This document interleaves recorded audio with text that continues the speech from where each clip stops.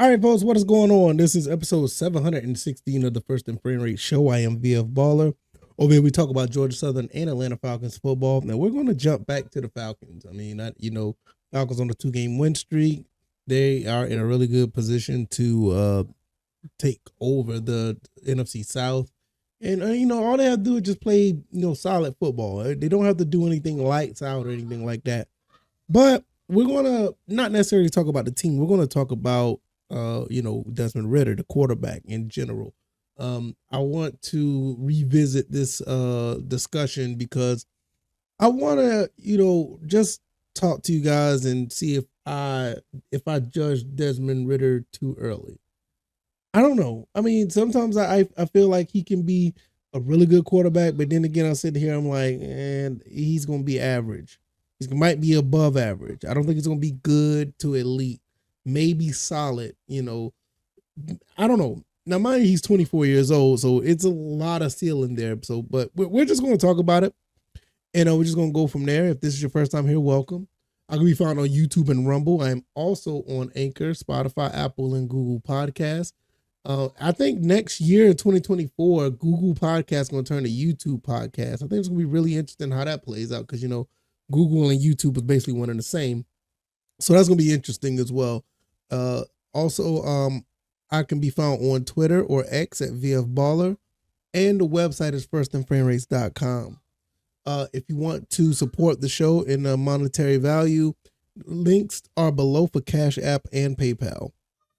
All right, let's just go ahead and get into this. Desmond Ridder numbers this year are very, very average. And I don't want to use that word a lot in this episode, but they are. I mean, this season he's thrown for 63% of his passes are completed, 2,029 yards, 8 touchdowns, 8 interceptions.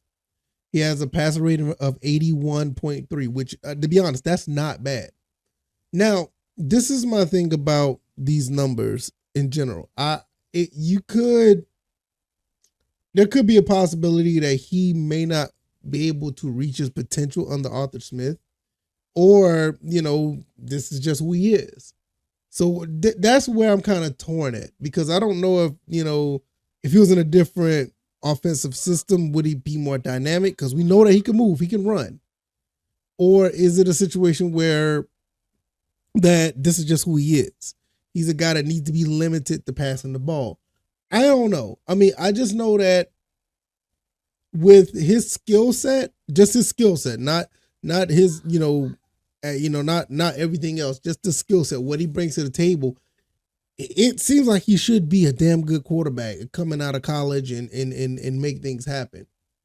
Some of the decision making isn't the best. Some of the throws aren't the best, but you kind of expect that from a guy who hasn't started a lot of games in his career. I think what he's up to now, 10 games that he started. I can't remember. Let's see.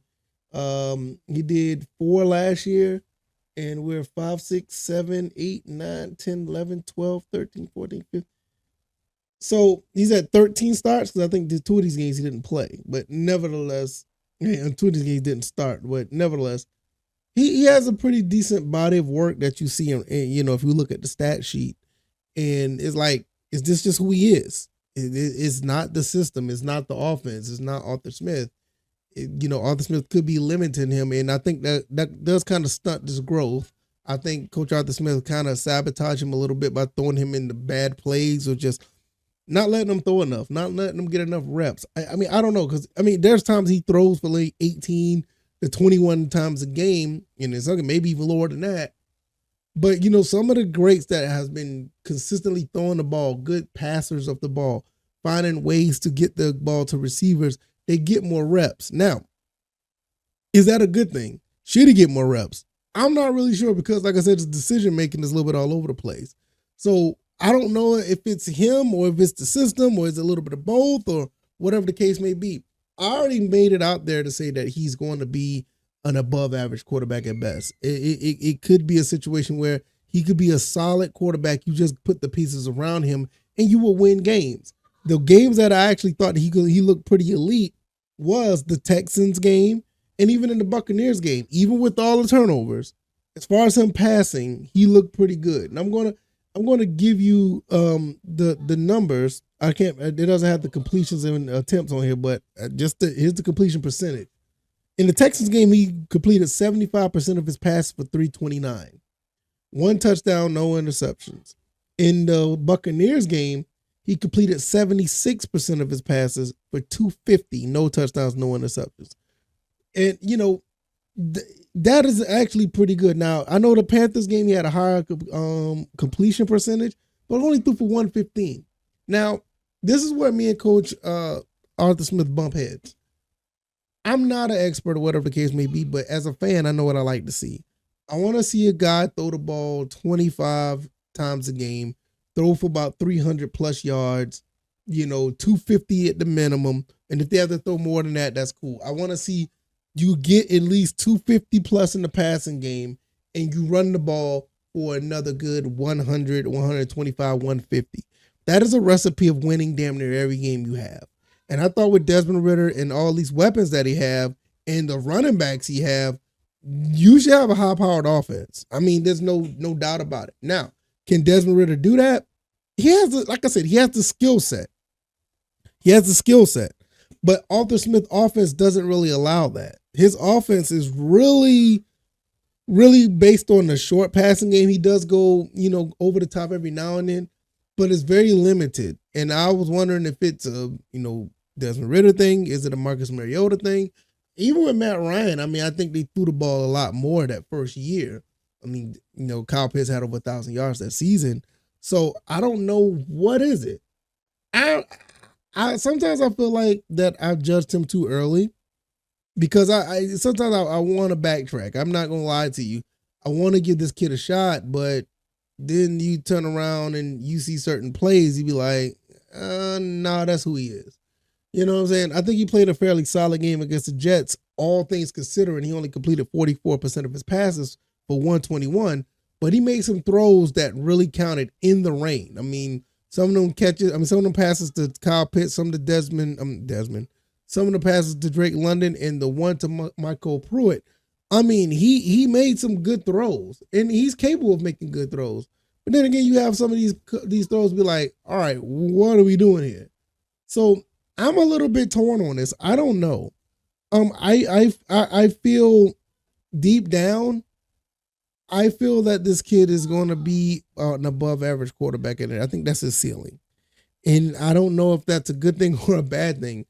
I don't see top 5 quarterback. I don't see the bottom, 5 quarterback either. I see a guy that could be in the 10 to 15 range, maybe the 10 to 20 range. Is that good enough? I mean, I don't know. I mean, does that win you? I'm just saying, does that win you a Super Bowl? Does he elevate and go beyond my expectations of him and be that elite quarterback? Do we see somebody that could be a top 5 quarterback? Well, I mean, what is it? I mean, like I said, I'm really torn about this, but I feel like I might be spot on about this. I understand he's 24. He hasn't had a whole season of play under his belt, but it's kind of skewed to me because he's already been a year in the system on the sidelines. Well, most of the year. He played 4 games last year. So if he was just a bona fide rookie, it would be different. But at this point, I'm like, well, what do we got? Is he good enough to continue to be the starter? Do we not go after a quarterback? I think we go after a quarterback next year. I mean, unless Logan Woodside is stepping up and being the backup. I mean, I don't know Ridder and Woodside. I mean, Taylor Heineke's on a 2-year deal. He'll be here next year. Do we go after a quarterback? This quarterback draft is very heavy. You could probably get a decent quarterback late in the first round, actually, or possibly in the second round. It's just that is that deep. So it's not necessarily like we have to get one that's a priority unless like the next 5 games, Desmond Ridder shows that he's not the guy. And I think he's the guy. I think he deserves to have a uniform. I deserve that he should be on the team. I believe that he deserves to be on the team. I'm not saying that he's a guy that shouldn't play it or this, that, and the third. I just feel that to win at this level, you're going to need better quarterback play. If he played like he played against the Texans and not the Commanders, definitely not the Commanders. If he played like he played against the Texans and the Buccaneers without the turnovers, obviously, and it's not like an interception, it's just the fumbles in the red zone.